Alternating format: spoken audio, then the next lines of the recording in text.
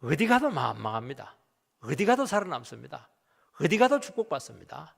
모든 고난 다 이겨냅니다. 그렇게 깊이가 있고 그렇게 엄청난 구절이 사실은 9장에서 11장입니다.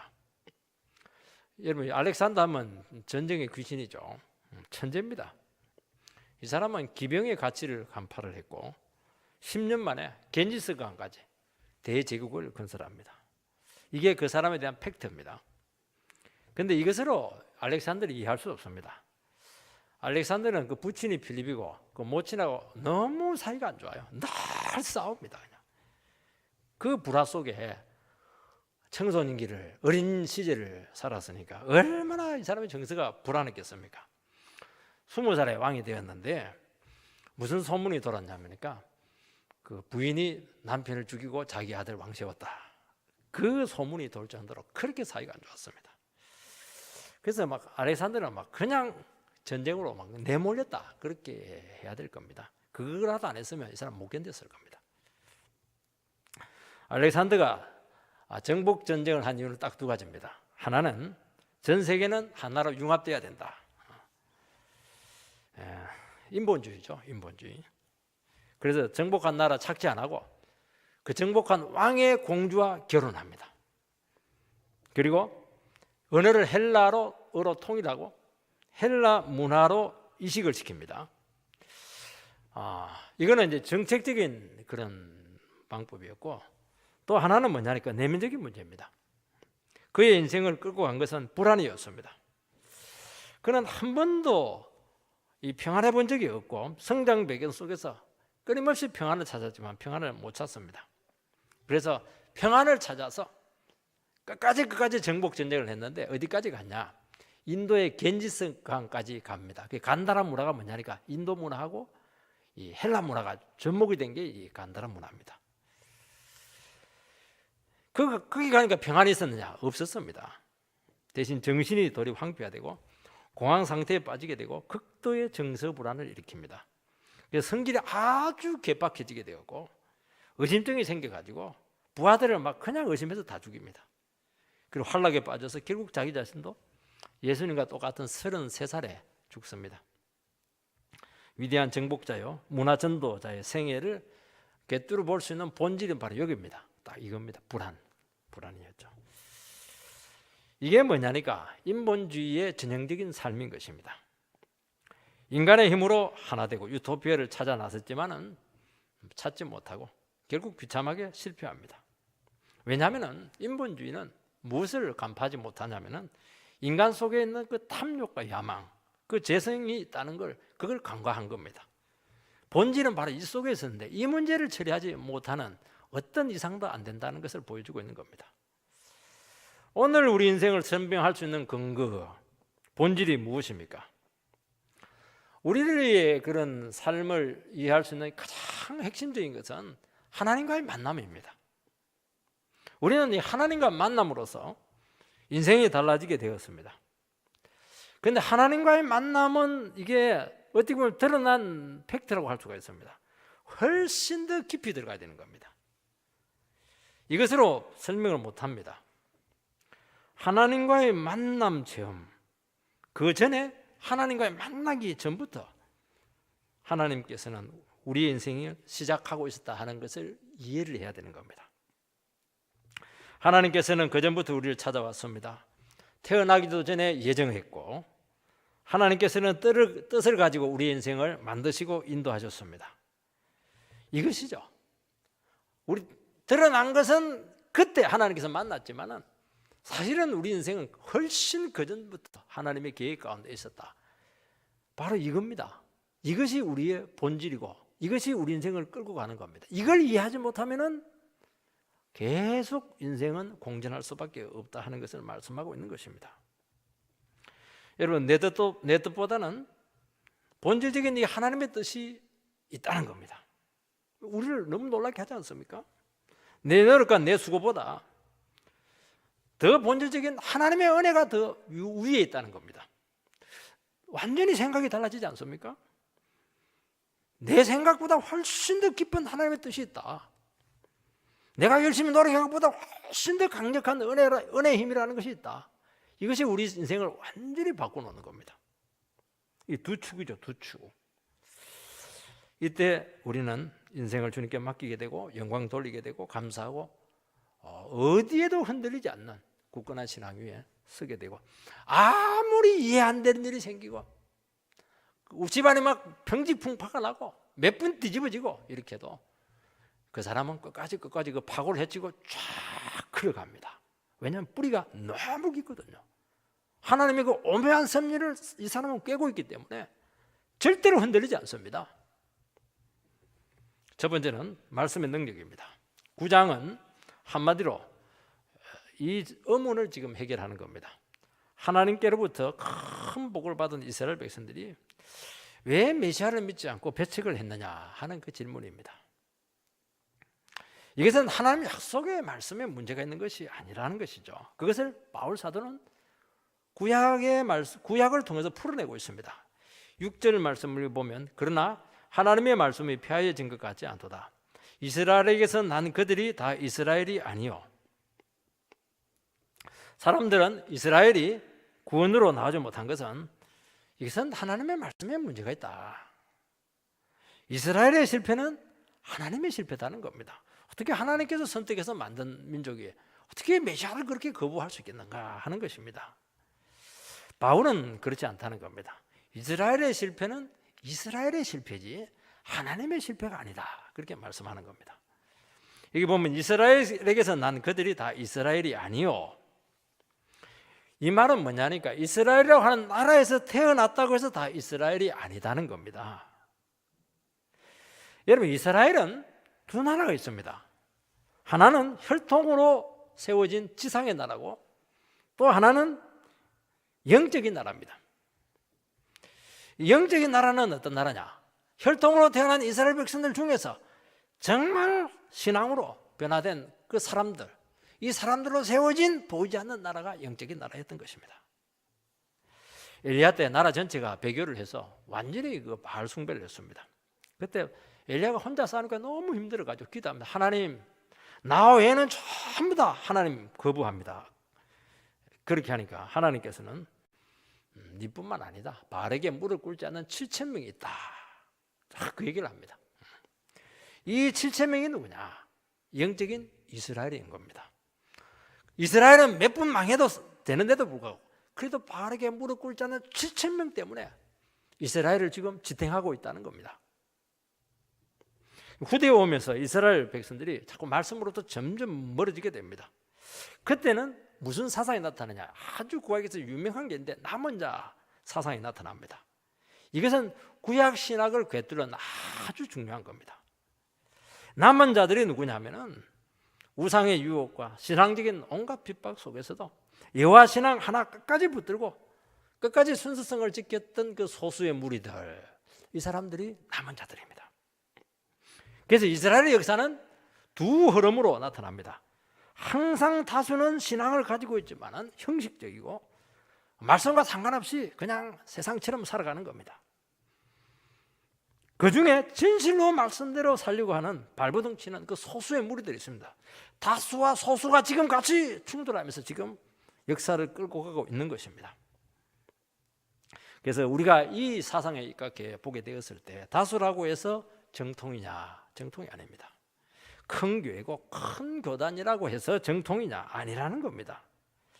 작은 교회, 역사가 짧은 교단이라 할지라도 정말 하나님의 말씀이 바로 선포되고 하나님 말씀대로 살려고 몸부림치는 그것이 정통이고 그것이 영적인 진정한 이스라엘이다 하는 것이 성경의 중요한 사상인 것입니다. 여러분, 이스라엘 신앙을 마지막까지 지켜준 사람들은 남은 자들입니다. 가진 고난과 핍박 중에서도 정말 세계 각지에 흩어져가지고 낮아질 대로 낮아지고 깨질 대로 깨지고 그들에게 무슨 소망이 있었겠습니까? 오직 여호와 하나님 한 분 외에는 소망을 가지지 못했던 끝까지 자기 믿음을 지켰던 그 사람들이 중요한 사람들이었던 것입니다. 오직 신앙 하나로 견딘 그들을 통해서 어떻게 되면 그리스도가 왔고 그리스도가 증거가 되었던 것입니다. 그들은 구원의 메시아를 알아보았고 바라보았던 것입니다. 그래서 신약에 보면은 예수님께서 마구간에 왔는데 그럼 누가 그 주목을 합니까? 아무도 주목 안 합니다. 근데 정말 하나님의 은혜를 사모했던 그 사람들, 이 절망지고 힘든 처지 가운데서도, 내 마음을 둘 수가 없는 그런 절박한 처지 가운데서도 하나님께서 메시아를 통해서 우리를 구원했다, 그것만 하나 기다리고 있었던 그 간절했던 그 사람들이 누굽니까? 그 사람들이 안나였고, 평생 성전에서 기도했던 안나였고, 예수를 보지 못하고선 죽을 자유도 없었던 시몬이었던 겁니다. 그리고 그냥 천박하게 예루살렘 주위에서, 베들레헴 주위에서 그냥 목동들 양치고 있었던 제일 가난했던 그 사람들이 별을 탁 보고 마구간에 가서 경배를 했던 겁니다. 누가 그 경배합니까? 어떻게 귀족들이 가서 경배를 합니까? 그거 칙칙한데 경배 안 합니다. 그 사람들이 이 메시아를 알아봤다는 겁니다. 그리고 세계 각국으로 흩어졌다가 오순절 마가의 다락방에서 성령 받고 베드로의 설교를 듣고 회심했던 그들이 신약교회의 뿌리가 되었던 것이고, 이 신약교회는 영적인 이스라엘인 것입니다. 구약 영적인 이스라엘을 개성한 데가 어디냐? 지금 이스라엘 땅이 아니에요. 이 교회죠, 교회. 영적인 이스라엘이 고스란히 우리가 구약의 축복을 우리가 개성하게 된 것입니다. 하나님께서는 항상 이런 식으로 일하신다는 것입니다. 독일 교회 전체가 히틀러의 그 나치 정권을 인정합니다. 심지어 히틀러를 그 20세기의 메시아다 그렇게까지 고백을 할 정도였습니다. 아니다. 우리는 주님만이 메시아다. 그 고백 교회가 신앙의 정제를 지켰던 것입니다.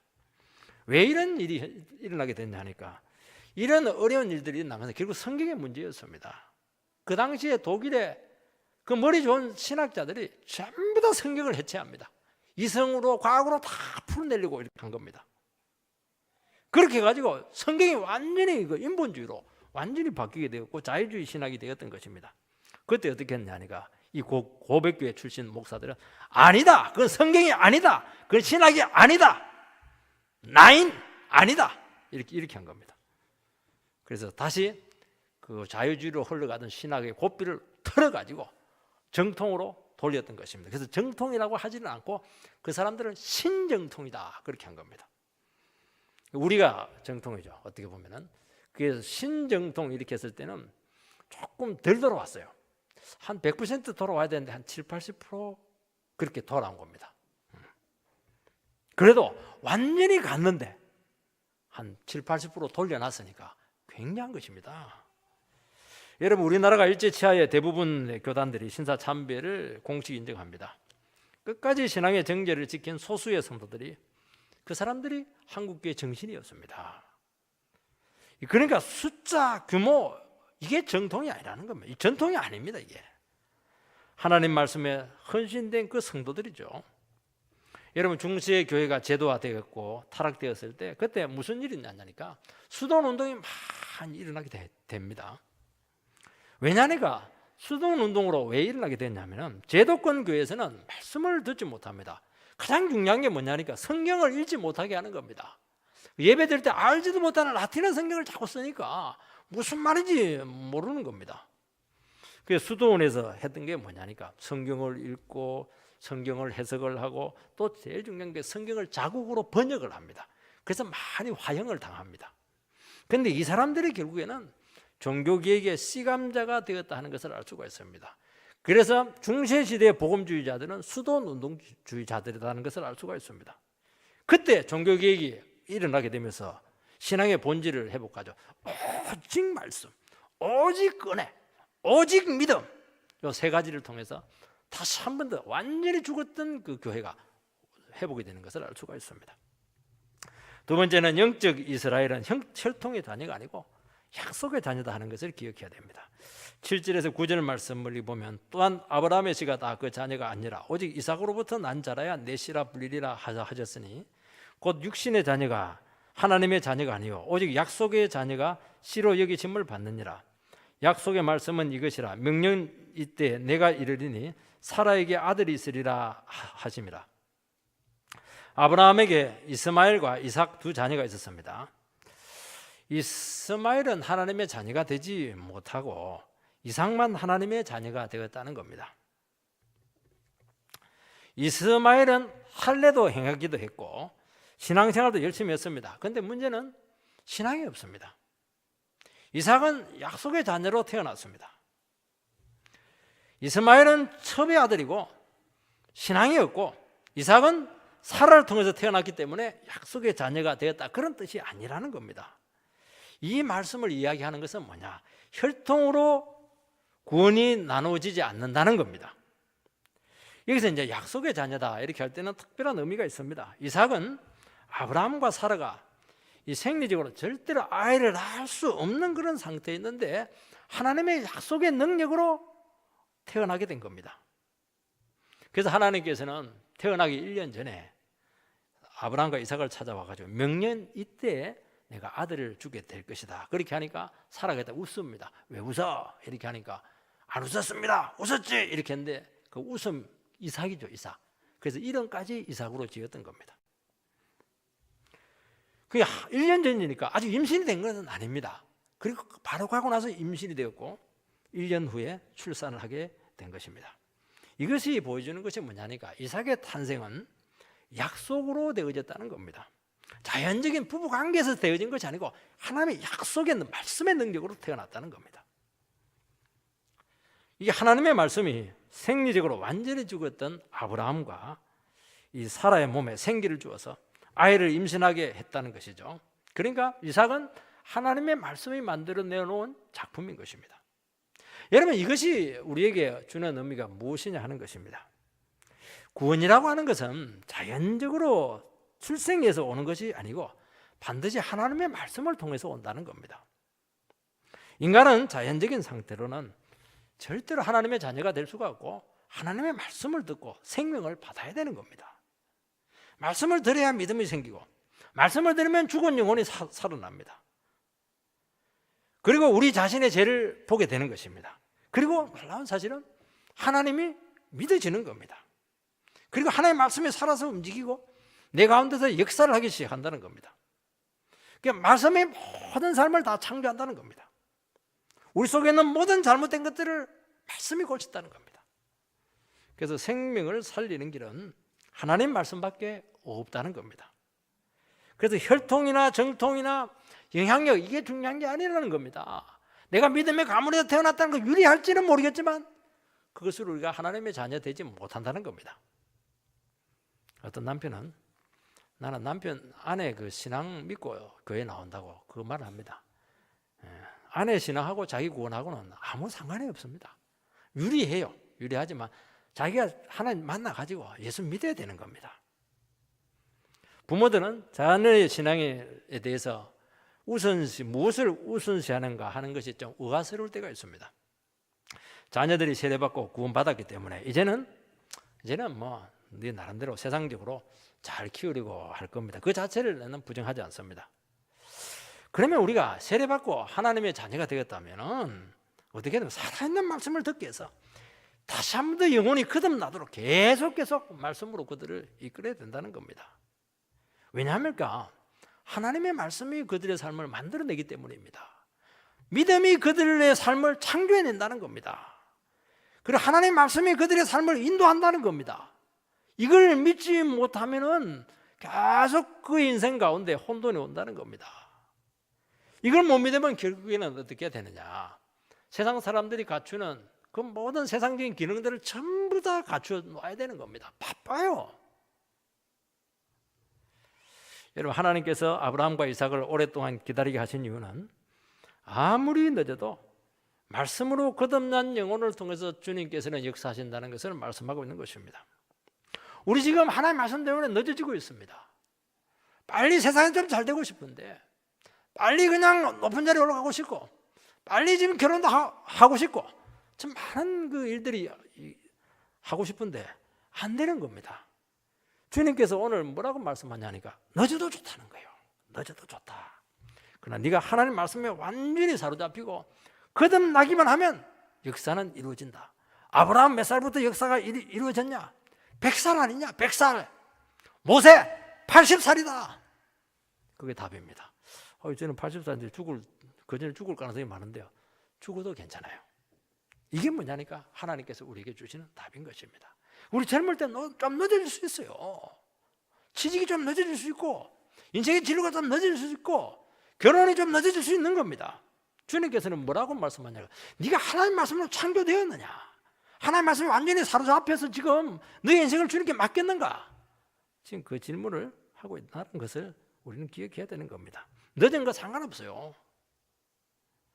여러분 똑똑하고 능력 있고 아무리 사랑을 많이 해도 이스마엘은 아닙니다. 믿음이 없어요. 하나님께서 이삭을 만드셨습니다. 그렇다면 우리 자녀들도 하나님께서 만드실 것을 믿으시기 바랍니다. 내 남편 하나님께서 만드실 것을 믿으시기 바랍니다. 이런 사람이 누구냐? 이런 사람들이 영적인 이스라엘이다, 그렇게 말씀하고 있는 것입니다. 세 번째는 더 깊은 문제를 다루고 있는데, 이것은 선택이 우리의 그 구원 생활, 믿음 생활에 어떤 영향을 미치는가 하는 문제입니다. 이 예정론에 대한 문제인데, 예정론은 참 오해가 많습니다. 하나는 왜 모든 사람 구원하지 않고 왜 미리 구원할 자 버릴 자를 이렇게 예정을 해서 선택을 해 두었는가 하는 문제입니다. 좋다는 겁니다. 선택해도 상관없다는 겁니다. 그럼 기준이 뭐냐는 겁니다. 그리고 예정을 해 두었다면 언젠가는 구원받기 때문에 내 뭐 마음껏 세상 가운데 죄짓다가 죽기 전에 내가 회개하면 되지 않겠는가, 이제 그렇게 오해를 하시는 분들이 많습니다. 이 생각이 무슨 생각이냐면은 너무 자기중심적이고 인간중심적인 접근을 하기 때문에 이런 생각을 한다는 겁니다. 여러분, 하나님은 우리 생각하고 다릅니다. 하나님은 너무 크고 비밀한 계획을 다 가지고 있는 겁니다. 여러분, 걔가 어떻게 우리의 마음을 이해하겠습니까? 아무리 걔가 우리를 잘 따르고 이렇게 해도, 그냥 자식보다 더 낫고 이렇게 해도 걔는 주인의 마음을 모르는 겁니다. 우리가 아무리 머리 좋고 대단하고 이렇게 해도 어떻게 하나님의 마음을 다 알 수 있겠습니까? 그래서 이해가 안 될 때 우리는 어떻게 하냐면은 하나님이 틀렸고 내가 옳다는 겁니다. 그래서 예정이라고 하는 것은 뭘 얘기하냐니까, 내가 틀렸고 하나님이 옳다는 겁니다. 하나님, 이것은 안 풀리는 문제인데요, 왜 나에게 이런 일이 생겼습니까? 시끄럽다 이놈아. 무조건 감사해라. 네 생각이 틀렸고 내 생각이 옳다. 그걸 어떻게 합니까? 지켜보라는 겁니다. 이런 사고의 전환이 없으면 우리 신앙은 반드시 파산합니다. 그래서 예정론이라고 하는 것이 우리에게 주는 것이 뭐냐니까, 우리의 사고의 일대 전환을 일으키라는 겁니다. 네 중심으로 성경을 보지 마라. 네 중심으로 하나님께서 하시는 일을 재지 말라는 겁니다. 그렇게 보게 되었을 때 예정이야말로 하나님의 사랑과 긍휼의 극치입니다. 왜냐하면 내가 태어나기도 전에 하나님께서 나를 구원하기로 그렇게 예정을 했고, 그리고 하나님의 엄청난 계획을 가지고 있었다. 사실은 이것처럼 우리의 신앙을 굳건하게 붙들어주는 것이 어디에 있습니까? 그래서 진수요, 신앙의 기초요, 신앙의 뿌리가 된다는 것입니다. 그래서 우리가 믿음 생활할 때 제일 중요한 것은 이 사고의 문제입니다. 사고를 내 중심에서 철저히 성경 중심으로, 하나님 말씀 중심으로 깨뜨려야 되는 겁니다. 이게 안 되면 반드시 넘어집니다. 교회에서도 넘어지고, 말 한마디에 넘어지게 되고, 집안에 무슨 일 생기면 또 넘어지게 되고, 내 뜻대로 안 되고 그냥 파혼되면 또 넘어지고, 그냥 사업이 안 되면 또 넘어지고, 다 넘어집니다. 마지막 진수가 이 문제입니다. 10절에서 13절 말씀을 보면 그뿐 아니라 또한 리브가가 우리 조상 이삭 한 사람으로 말미암아 임신하였는데 그 자식들이 아직 나지도 아니하고 무슨 선이나 악을 행하지 아니한 때 택하심을 따라되는 하나님의 뜻이 행위로 말미암지 않고 오직 부르시는 이로 말미암아 서게 하려 하사 리브가에게 이르시되 큰 자가 어린 자를 섬기리라 하셨나니 기록된 바 내가 야곱은 사랑하고 에서는 미워하였다 하심과 같으니라. 아까 두 번째 대지에서 이삭과 이스마엘의 문제는 하나님 말씀으로 태어나야 된다는 것이고, 하나님 말씀으로 하나님의 백성이 된다는 것을 말씀했습니다. 혈통으로 안 됩니다. 그런데 오늘 이 이삭의 쌍둥이 아들 에서와 야곱의 문제는 훨씬 더 근본적인 질문을 던지고 있는 겁니다. 왜 태어나기도 전인데 엄마 뱃속에 있는데 이 두 아이의 운명이 결정이 되었냐는 것입니다. 형 에서는 버림을 받고 아우 이삭은 왜 선택을 받았냐는 겁니다. 그것도 쌍둥이인데 조건이 뭐가 다르냐는 겁니다. 이것은 구원은 인간의 행위나 자질이나 수고가 아니라 하나님의 예정된 뜻에 따라서 온다는 것을 말씀하는 것입니다. 하나님께서는 태어나기도 전에 선택을 했습니다. 누구를요? 야곱을 선택했습니다. 그래서 야곱의 생애는 하나님이 야곱을 하나님의 자녀로 어떻게 만드시는가 하는 것을 보여주는 겁니다. 우리가 지금 성경 공부하고 있는데 야곱의 생애를 하는데 정말 기가 막힌 일입니다. 야곱은 하나님의 선택 때문에 고생을 많이 했고 정말 힘든 인생의 여정을 걸을 수밖에 없었습니다. 그 이유는 딱 하나입니다. 하나님이 자녀로 부르시고 자녀다운 모습으로 변화시키시는 하나님이 열심히 그와 함께 했기 때문입니다.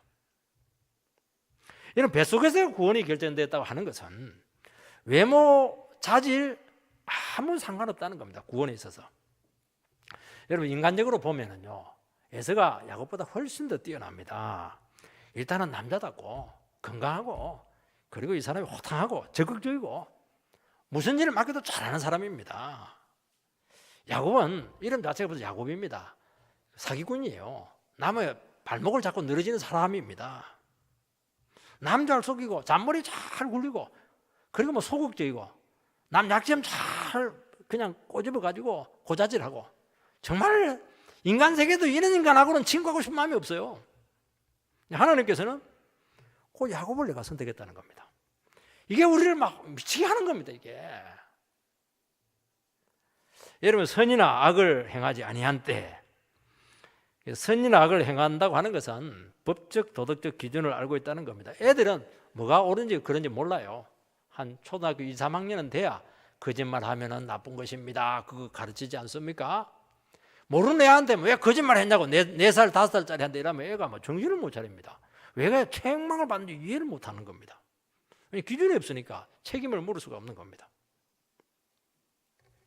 여러분 구원은 인간이 도덕적으로 선하고 악한 것과는 아무 상관없다는 겁니다. 우리나라가 유교 나라 아닙니까? 유교는 도덕 그 자체입니다. 우리나라 사람들이 제일 위대한 사람이 누굽니까? 법 없이도 살 사람이다. 그 사람들이 제일 뗀뗀하고 그 사람들이 정말 구원으로 안 나와요. 나는 문제가 없으니까요. 여러분 나는 나름대로 의롭고 남에게 피해 주지 않고 나는 최선을 다해서 살아왔다. 그게 사람들이 그 자랑거리 아닙니까? 그게 그런 사람들이 전도가 더 안 된다니까요. 그게 도리어 죄 짓고요.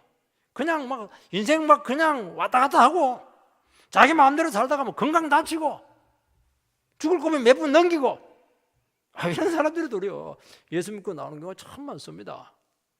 그 선악을 아는 거하고 구원하고 아무 상관없다는 거예요. 이게 하나님의 뜻이 행위도 말미암지 않고 오직 부르시는 이로 말미암아 서게 하려 하사, 이 행동으로 말미암지 않다는 겁니다. 행동은 뭐 한두 가지 행동을 이야기하자는 것이 아닙니다. 행동을 하면 반드시 행동에 대한 결과가 나타납니다. 인과법 법칙이죠. 그러니까 어떤 특정한 결과가 내 행위를 통해서 오게 되었다, 그렇게 하게 되면 그것은 자기 공로가 됩니다. 내가 기여를 했기 때문이죠. 그게 구원은 행동으로 말미암지 않았다 하는 것은 구원에 있어서 내 수고, 내 공로, 내 업적 이것은 아무 상관없다는 겁니다. 내가 아무리 봉사를 많이 하고 내가 아무리 뭐 큰 일을 하고 이렇게 해도 그거하고 구원하고는 아무 상관없습니다. 나는 한 게 아무것도 없는데요, 도리어 공로 없는 그 사람들이 구원으로 나올 가능성이 굉장히 많습니다. 왜냐하면 자랑할 게 없으니까요. 자랑할 거 많은 사람들은 정말 예수 믿기 어렵습니다. 여러분 은혜가 무엇이죠? 은혜는 그 반대입니다. 내가 행한 것이 없는데, 기여한 것도 하나도 없는데, 내가 그냥 대가 지불한 거 하나도 없는데도 불구하고 그냥 선물을 그냥 받은 거예요. 너무 미안하죠. 수고에 대한 보상은 이것은 선물이 아닙니다. 그건 보상입니다. 그 얘기를 지금 하고 있는 겁니다. 구원이라고 하는 것은 나의 행위와 수고와 아무 상관없는 겁니다. 우리의 구원은 부르시는 이에게로 말미암아서 왔다, 그렇게 말씀하고 있습니다. 이 부른다고 하는 것은 머시기야, 홍길동 이름을 부르는 것을 이야기하는 게 아닙니다. 성경에서 부르신다고 하는 것은 하나님께서 부르신다는 것입니다. 하나님께서 부르시면 어떻게 되느냐? 와야지 뭐가 옵니까? 빛아 와라 이러면 빛이 생겨야 되는 겁니다. 하늘이 생기라, 하늘이 생겨야 되는 겁니다. 물이 생겨야 되는 겁니다. 하나님께서 부르신다고 하는 것은 창조 능력이에요. 무에서 유를 창조하는 것입니다. 죽은 자를 살리는 것이 부르신다는 겁니다. 그래서 이게 하나님의 부르심을 어려운 말로 콜링이다 그렇게 하는 겁니다. 그래서 하나님께서 우리를 불러서 하나님께서 원하시는 일을 시키실 때는 거기서 무한한 창조의 능력이 나타납니다. 무에서 유를 창조한다는 겁니다. 내 힘으로 하는 것이 아닙니다. 여러분 직장 생활도 할 때도 우리 직장도 우리 개신교에서는 이제 직장을 콜링이다. 하나님께서 부르십니다. 이제 그런 식으로 얘기하는 겁니다. 그 말은 뭐냐니까 일반 사람들은 그냥 직장에서 열심히 일해가지고 월급 받아 가지고 그냥 잘 사는 겁니다. 우리는 그 직장을 통해서 하나님의 창조의 능력이 나타나는 겁니다. 구원의 역사가 나타나는 것이고 영혼을 살리는 역사를 일으킨다는 것 의미에서 콜링인 것입니다. 그 의미가 완전히 다른 것이죠. 여러분, 하나님의 뜻을 가지고 우리를 불렀다는 것이 중요합니다. 하나님은 인생 어느 순간 찾아와서 우리를 부르십니다. 무식이야 예수 믿어라, 무식이야 목사 되라, 무식이야 선교사 되라. 하나님 부르시면 어떻게 해야 됩니까? 도망가면 안 됩니다. 도망가면 어떻게 합니까? 지구 끝까지 찾아가 가지고 목덜미 잡아가지고 체포해서 거꾸로 때려서 시킵니다. 하나님 부르면 빼도 박도 못하는 겁니다. 그래서 안 불리려고 큰 몸부림을 치는 겁니다. 그러면 어떻게 됩니까? 피떡이 돼가지고 그냥 항복해서 오는 경우가 많습니다. 그래서 내가 늘 얘기하지 않습니까? 주님 말씀 들으면 좋은 말 할 때 그냥 항복하고 와라! 이게 답입니다. 이게 은혜죠. 여러분 구원받기 전에도 찾아와서 우리를 위기 가운데 구하시고 시험에서 도우시고 인생의 길로 몰고 오셨습니다. 저는 대학교 때 예수를 믿었지만요, 그전에도 하나님께서 나를 구원의 길로 몰고 왔다는 것을 너무나 잘 알게 되었습니다. 예수 믿고 나서 한참 후에 보니까 하나님께서 왜 이 학교를 오게 했고, 왜 이 하숙집에 오게 했고, 왜 이런 경험을 하게 했는가. 완전히 끝났는데 이상하게 하나님께서 거기서 살려놓는 것을 제가 많이 경험하게 되면서 예수 믿게 하기 위해서 그렇게 했구나, 목사 되게 하기 위해서 그렇게 했구나 하는 것을 저는 인정하지 않을 수가 없는 겁니다. 여러분 하나님께서 하셨는데 왜 하나님 나를 예수 믿게 했습니까?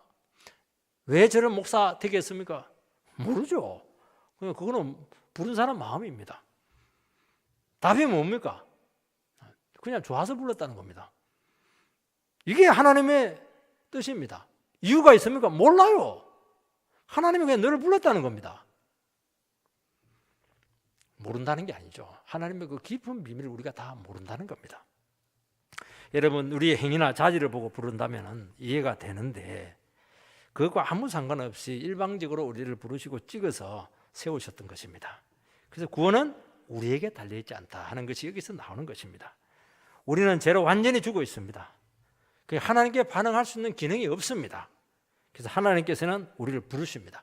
자꾸 말씀으로 불러가지고 죽은 영혼으로 살려내는 겁니다. 그게 제일 중요한 것이죠. 집중적으로 사랑을 해서 우리를 살리셔서 심판받지 않게 한다는 겁니다. 이것이 은혜고 이것에 대해서 누가 항의할 수 있겠다는 겁니다. 우리 다 죽은 사람들인데 몇 사람 찍어가지고 살려놨다는 겁니다. 다 죽을 인간들인데 지옥 가는 인간들 몇 사람 찍어가지고 살려낸 것에 대해서 왜 그 항의하냐는 것이죠.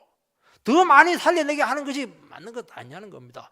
왜 저 사람은 살리고 나는 안 살렸습니까? 그 말할 자격이 너한테 뭐가 있냐는 것이죠. 말할 자격이 없는 거예요. 그거는 다 죽을 인생인데 살려낸 겁니다.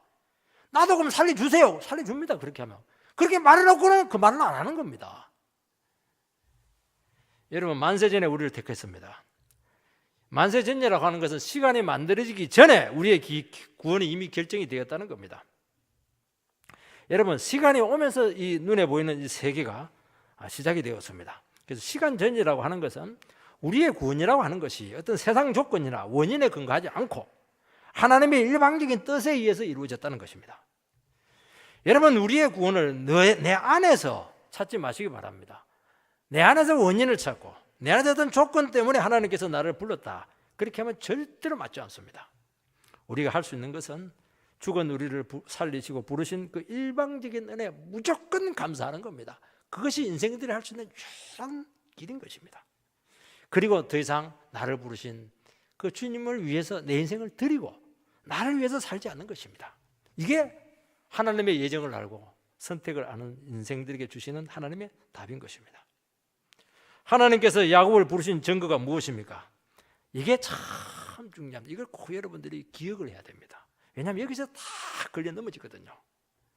하나님께서는 뱃속에 있는 그 쌍둥이 아들은 너무 싸우는 기도합니다. 이놈들이 어떤 아들입니까? 이렇게 하니까 하나님께서는 큰 자가 어린 자를 섬기리라. 그렇게 네 뱃속에 두 민족이 있다. 큰 자가 어린 자를 섬기리라. 그 응답을 주었습니다. 큰 자는 형님이죠. 작은 자는 동생입니다. 큰 자는 에서입니다. 작은 자는 야곱이죠. 형 에서가 야곱을 섬긴다는 겁니다. 원래 서열은 형이 먼저죠. 서열을 뒤집어 놔버렸습니다. 여기서 인생은 괴로워지는 겁니다. 아니 형이 은혜를 받아야지. 형님, 성님이 은혜를 받아야지. 왜 동생을 먼저 은혜를 주시냐고. 이 에서가 이걸 풀어내지 못해서 멸망했습니다. 여러분, 만약에 하나님께서 동생을 먼저 불렀으면 형은 어떻게 하면 됩니까? 동생아, 네가 참 믿음이 좋구나. 좋아. 나는 너를 통해서 은혜를 받을게. 너 나한테 말씀 좀 전해줄래? 나한테 기도해 줘. 그러면 은혜가 가는 겁니다. 근데 동생이 주지 말이야. 네가 말이지 나한테 말이지. 영적인 주도권을 행사하려고 그렇게 하네. 그러니까 나가 떨어지는 겁니다. 여러분, 에서는 장자인데 팥죽 한 그릇에 장자권을 팝니다. 장자권의 가치를 몰랐어요. 육적인 사람입니다. 생각이 세상으로 다 있어요. 택한 백성은 특징이 있습니다. 영적인 가치를 압니다. 여러분, 야곱은 인간적으로 보면 정말 저런 인간이 다 있는가? 정말 가까이 하기 싫은 그런 인간입니다. 속이고 정말 사기치고 정말 정당하지 못한 그런 방법을 썼지만은 야곱이 한 가지를 잘했습니다. 뭘 잘했냐니까 영적인 가치를 알았고 하나님의 말씀의 가치를 알았던 겁니다. 그래서 하나님의 말씀의 가치를 알고 은혜의 소중함을 아는 사람이 장자가 되는 겁니다. 여러분, 이 세상의 장자는 말씀을 소유한 사람이고 믿음으로 살아가는 사람인 것을 기억해야 됩니다. 하나님께서는 바로 그 장자를 통해서 이 세상을 이끄시고 역사를 이루시고 축복을 주신다는 것입니다. 오늘의 장자는 누구냐? 진리에 헌신된 영혼들인 것입니다. 세상의 가치보다는 하나님을 의지하는 그 영혼들 통해서 주님께 축복을 주고 기도 응답을 주고 구원의 역사를 이루겠다는 겁니다. 세상은 택한 영혼들을 통해서 하나님께 나오면은 그들도 동일한 은혜로 받으시겠다는 겁니다. 그래서 우리는 야곱은 선택하고 에서는 버렸다. 그게 아니에요. 야곱을 선택했다고 하는 것은 네가 야곱을 통해서 나오면 된다는 겁니다. 하나님께 그런 원리, 영적인 원리를 세워놓은 겁니다. 그러니까 겸손하면 우리 주위에 하나님의 택한 영혼들이 있다는 것은 너무 큰 축복이죠. 동생이 예수를 잘 믿고 있고요. 아내가 예수를 잘 믿고 있고 자식이 예수를 잘 믿고 있는 것은요. 정말 축복인데 그 자식을 통해서 나오면 되는 겁니다. 겸손하면 받지 못할 축복이 없는 겁니다. 근데 문제는 싫어요. 싫은 겁니다. 자존심 때문에. 그만하기 때문에. 그래서 거절을 합니다.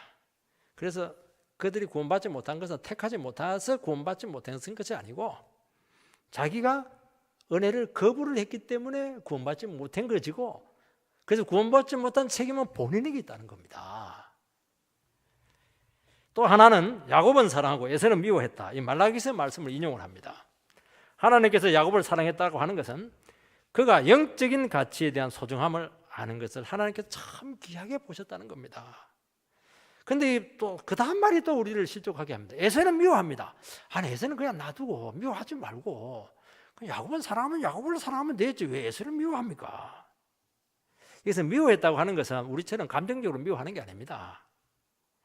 여러분, 주님께서는 자기를 따르려고 하는 제자들에게 너희가 나를 따르려고 하면 부모, 형제, 자매 미워하지 않으면 안 된다.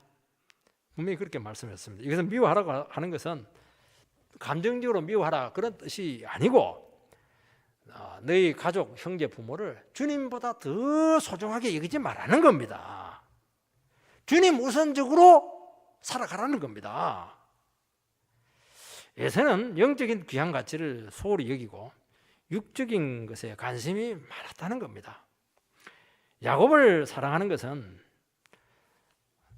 도덕적이고 인간적인 자질이 많았기 때문에 사랑하지 않았습니다. 야곱은 늘 얘기했지만 인간적으로 너무 문제가 심각합니다. 그래서 하나님께서는 야곱을 이렇게 선택을 해서 구원했다고 하는 것은 야곱 같은 인간도 내가 구원해서 복이란 복은 다 주는데 너희들은 야곱보다 수백 배 낫지 않냐? 근데 너희들은 왜 예수를 안 믿냐는 거죠. 믿기만 하면 더 좋은 조건에서 더 큰 축복을 받을 텐데 야곱이 구원받았으면 너희들 다 받을 수 있다는 겁니다. 그걸 캐치를 못했던 것이죠. 그래서 하나님은 어떻게 합니까? 제일 못난 사람 딱 선택합니다. 제일 못된 인간 딱 골라가지고 집중적으로 살아갑니다. 왜요? 보라는 거예요. 그러면 막 잘난 사람들은 막 시기 나서 죽습니다. 저 나보다 공부 못한 저 녀석이 말이지 복이란 복은 다 가지고 가네. 그 욕하고 끝나면 끝나는 겁니다. 그러면 어떻게 합니까? 그래 나도 잘난 거 없어. 탁 수그리면 어떻게 합니까? 더 은혜가 온다는 겁니다. 하나님의 트릭이죠. 여러분 이 트릭에 넘어가면 안 되는 겁니다.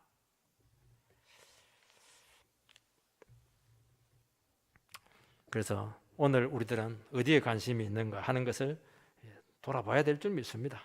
에서처럼 세상의 가치, 육적인 것에 우선순위를 두게 된다면 하나님이 미워합니다. 이 미워한다고 하는 것은 뭡니까? 정말 하나님이 우리를 미워해 주는 건 사랑하는 겁니다, 여러분들. 우리는 자꾸 미워하면 미워한다고 생각하는데요. 정말 하나님 버리는 자식들은요, 무관심합니다. 뭐 죄짓든 뭐 그냥 술 먹고 말든 아무 상관 안 합니다. 근데 진짜 사랑하니까 미워하는 겁니다. 하나님 티가 나도록 미워합니다. 난 너 미워해, 미워해. 그렇게 하면 미워해. 그렇게 하는 거죠. 그렇게 해서라도 도전받고 사랑으로 돌아오라는 겁니다. 너무너무 사랑하는 겁니다. 에서는 미워하고 야곱은 사랑했다. 똑같이 사랑한 겁니다. 미워하는 게 얼마나 힘든 줄 압니까? 여러분 세상 것을 부러워하고 구원받는 것이 얼마나 가치 있고 자기 자신이 하나님 앞에서 얼마나 존귀한가 하는 것을 모른다면 그 영혼은 위태롭다는 겁니다. 하나님은 말씀과 은혜의 가치를 회복시키기 위해서 세상 것을 우리에게 거두어 가시기도 한다는 겁니다. 눈에 보이는 것을 다 잃어버릴지라도 우리가 은혜를 잡을 수만 있다면 그 사람은 성공한 인생이라는 겁니다. 이걸 알아야 되는 이 깊은 비밀을 알게 되게 될 때 여러분 인생에서 풀리지 않는 문제 하나도 없습니다. 저 인간이 왜 저렇게 날뛰는지 우리는 이해가 안 되니까 그렇게 미워하는 것이거든요. 그런데 하나님 입장에서 딱 보게 되면 인생의 입장에서 보게 되면은 이해가 되면 하나님이 저 인간을 저렇게 미워하면서 그냥 사랑하고 있네 이렇게 되니까 기도가 되는 겁니다. 불쌍히 여기는 마음이 생기는 것이죠. 여기서 하나가 되고 여기서 은혜가 나오게 되고 여기서 능력이 나오게 되고 여기서 구원이 나오고 생명이 나오는 겁니다. 그런 인생이 되시기를 바랍니다.